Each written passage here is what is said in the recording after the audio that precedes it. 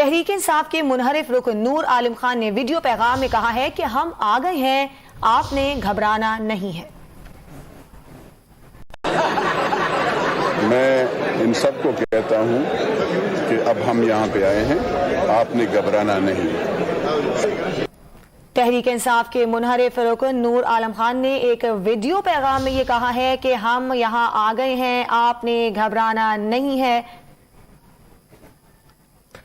तहरीक इंसाफ के मुनहरिफ रुकन है नूर आलम खान, जो कि एक वीडियो पैगाम में ये कहते हुए नजर आ रहे हैं कि हम यहाँ आ गए हैं, आपने घबराना नहीं है।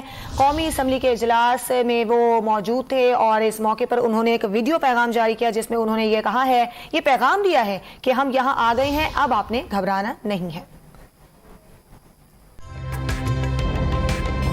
ताज़ा तरीन वीडियोस के लिए हमारा YouTube चैनल सब्सक्राइब करके बेल आइकन प्रेस करिए ताकि आपको मिले हर अपडेट सबसे पहले।